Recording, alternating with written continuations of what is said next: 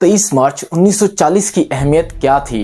पाकिस्तान कैसे हासिल किया गया? क्या हमें पाकिस्तान से पहले क्या क्या हुआ? कायदे आज़म अल्लामा इकबाल और सर सैयद अहमद खान की इसमें क्या खिदमत थी? ये सब और बहुत कुछ। 1857 की जंग आज़ादी के बाद हिंदू अंग्रेजों को इस बात का यकीन दिलाने में कामयाब हो गए कि इस जंग में बहुत बड़ा हाथ मुसलमानों का था। अंग्रेज मुसलमानों से दूर होते गए और हिंदुओं को प्रमोट करते गए। इसी के साथ साथ जैसा कि आपको पता है कि जब भी दो गिरोह में लड़ाई होती है तो फायदा किसी तीसरी कुव्वत का होता है। इसी तरह अंग्रेज डिवाइड एंड रूल लेके आया और मुसलमानों और हिंदुओं को आपस में लड़ाना शुरू कर दिया और खुद इन सब पर हुक्मरानी करता है। 1867 में जब उर्दू हिंदी तनाज़े हुआ तो सर सैयद इस बात को समझ गए कि जो हमारी जुबान को अहमियत नहीं दे रहे वो कल मुसलमानों को क्या अहमियत देंगे। इसी वजह से उन्होंने टू नेशन थ्योरी का कॉन्सेप्ट दिया।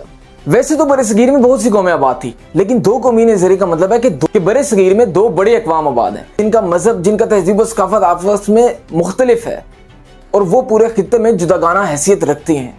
इससे पहले दो कौमी नजरिए का जिक्र किसी ने नहीं किया था। सर सैयद अहमद खान के पास दो चैलेंजेस थे। एक ये कि मुसलमान अंग्रेजों से दूर होते जा रहे थे और दूसरा ये कि मुसलमान कम तालीम याफ्ता थे। मुसलमानों की तालीम और तरबियत के लिए उन्होंने 1886 में मोहम्मदन एजुकेशनल कॉन्फ्रेंस की बुनियाद रखी। अंग्रेजों और मुसलमानों के दरमियान फासला कम करने की भी कोशिशें कर दी, जिसमें अंग्रेजी जुबान को मुसलमानों के निसाब में शामिल करना और इसको प्रमोट करना ताकि मुसलमानों और अंग्रेजों के दरमियान जो कम्युनिकेशन गैप है उसको कम से कम किया जा सके। और स्कूलों कॉलेजों में अंग्रेजों जैसा लिबास पहनाया जाता जिससे अंग्रेजों को यह तासुर जाए कि मुसलमान और अंग्रेजों में मजहब के अलावा दूसरा कोई इख्तलाफ नहीं है। मुसलमान भी अंग्रेजों के लिए ऐसे ही हैं जैसे कि हिंदू हैं। याद रहे कि इससे पिछले साल ही यानी 1885 में हिंदुओं ने अपनी एक जमात इंडियन नेशनल कांग्रेस बना ली थी।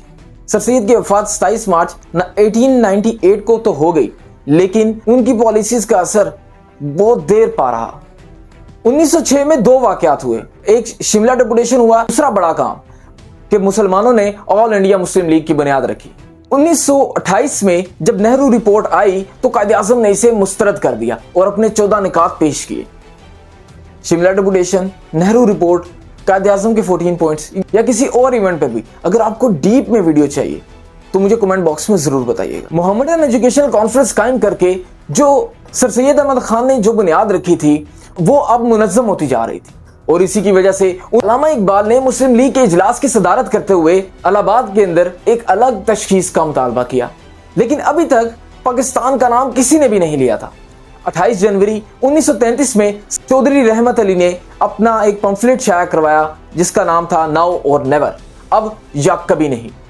इसमें सबसे पहले पाकिस्तान का नाम इस्तेमाल किया गया, जिसमें पे से पंजाब, अलिफ से आज़ाद अफगानिस्तान NWFP या जिसे आजकल KPK कहा जाता है, काफ से कश्मीर, सीन से सिंध और तान से बलूचिस्तान है।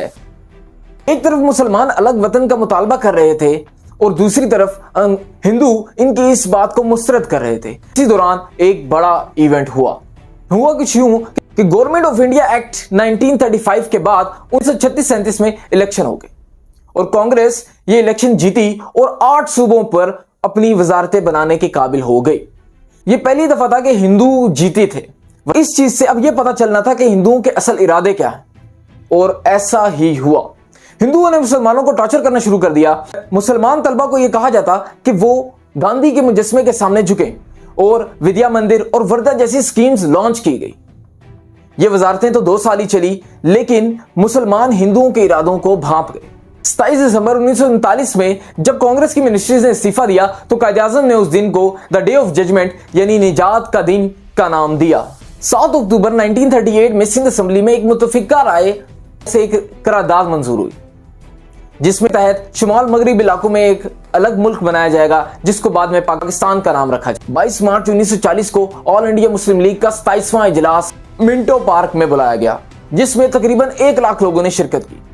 23 मार्च 1940 को एक मुतफिका करारदाद मंजूर की गई, जिसके तहत शुमाल मगरिब इलाके और शुमाल मशरिक इलाकों में जहां मुसलमानों की अक्सरियत ज्यादा है वहां पे एक आजाद रियासतों का मुतालबा किया गया और यह कहा गया कि कोई भी कानून उस मुल्क में तब तक नहीं बन सकता जब तक वो बुनियादी असूलों पर अमल दरामद ना। बहसीत पाकिस्तान का जिक्र इसमें नहीं किया गया, लेकिन कायदे आज़म का इशारा उसी तरफ नजर आ रहा था।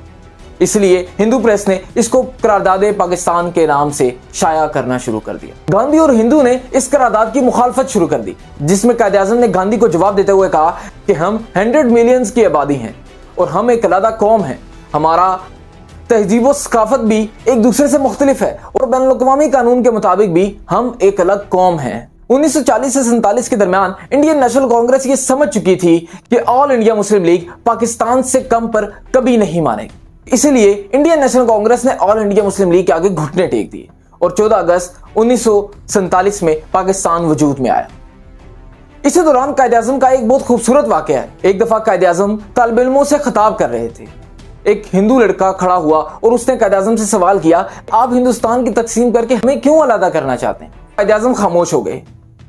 اتنی ہی دیر میں ہندو لڑکوں نے ان پر آوازیں کسنا شروع کر دیا اور ان کا مذاق اڑانا شروع کر دیا۔ قائد اعظم نے پانی کا گلاس منگوایا اور اس میں سے کچھ پانی پیا۔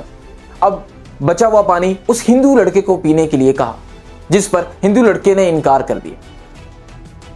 قائد اعظم نے اس کے بعد ایک مسلمان شخص کو بلایا اور اسے اپنا جھوٹا پانی پینے کو کہا۔ مسلمان لڑکے نے قائد اعظم کا بچا ہوا پانی فوراً پی لیا۔